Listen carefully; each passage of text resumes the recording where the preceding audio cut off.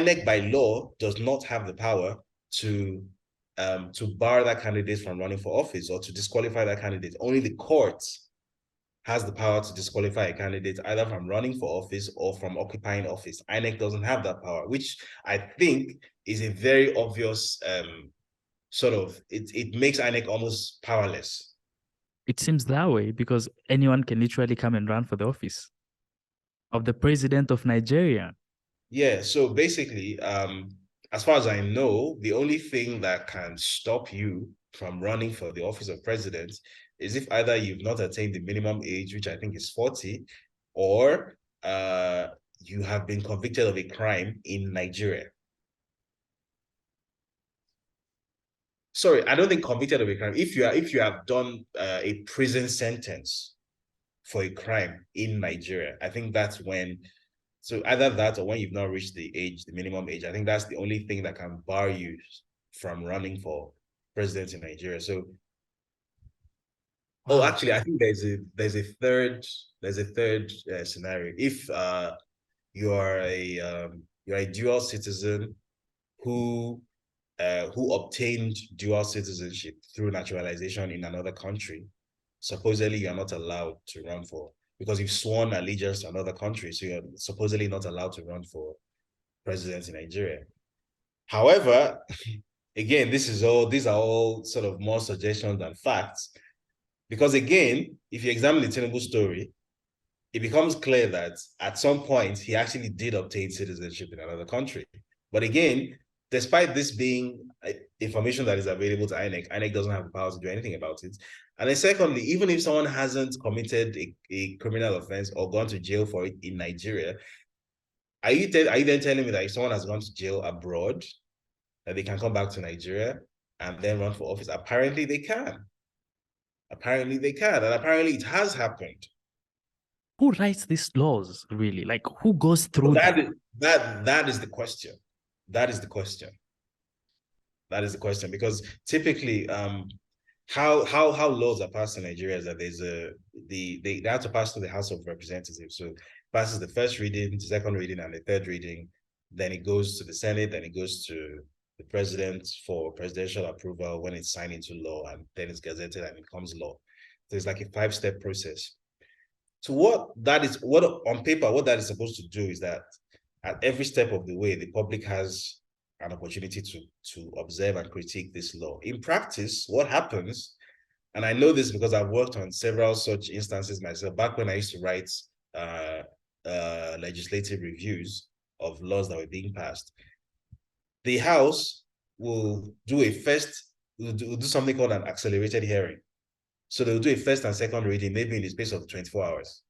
And you won't hear anything. And then the actual document, the law itself, the document isn't released anywhere publicly. So you just see an announcement that so-and-so bill passes second reading in the House. And then it's when it's time for the third reading, which is the final reading in the House. And bear in mind, once any law leaves the House, it's almost impossible for you to recall it. So it's when it gets to that third reading that they will now, maybe the night before, they will now release the documents to, not even to the media in general, but to specific friends of theirs in the media, who may or may not then decide to cover the thing favorably. So I'll give you an example. In 2020, there was a piece of legislation called the NCDC Act. That's the National Center for Disease Control Act. Now, what the NCDC Act claimed, what it was presented as, was an act for the regulation of the control of infectious diseases in Nigeria in response to COVID-19. In practice, what this bill actually was basically a bill to end human rights in Nigeria, because it was a bill that basically gave the Minister of Health all kinds of powers to do all sorts of things. So he gave the Minister of Health power to declare any building in Nigeria based on his own, he doesn't need any scientific input on this, based on his own sole declaration that this building is an infectious diseases hotspot and should be basically confiscated, should be expropriated. It gave the Minister of Health that power. It gave the Minister of Health power to stop people from meeting under the guise of stopping the spread of infectious diseases. In other words, one of the main constitutional rights that most people have anywhere on the planet, which is freedom of assembly, this act was going to take it away from them under the guise of fighting infectious diseases. And this act passed through first reading, second reading. It was the night before the third reading. Then I had a friend who worked for, I think, Channels TV, who was kind of friendly with one of the legislators, who got like a scanned PDF, not even like a proper PDF, just like someone took pictures of every page and then turned it into PDF. And then she sent it across to me. I literally sat down with my laptop that night. Like I read through the legislation that night. I did my analysis. I wrote my analysis that night. And I was able to find out that this legislation was basically plagiarized from a Singaporean bill from 1973. Right. And I did all of that in one night and I published it the next morning. And because of that story that I published the next morning, that's what stopped that bill from getting passed. So in fact, the following year, I actually won a prize for that, the People Journalism Prize for Africa 2020. So, but the point I was making was this bill passed through first reading, second reading. It was the night before it was supposed to pass through the third reading that I got hold of it, only because a friend of mine happened to be friendly with someone in the House. If not, that bill would have passed third reading and would have gone to the Senate. The president would have signed it into law, and then essentially you would have had, you know, a health minister and by extension a president who can override the constitution.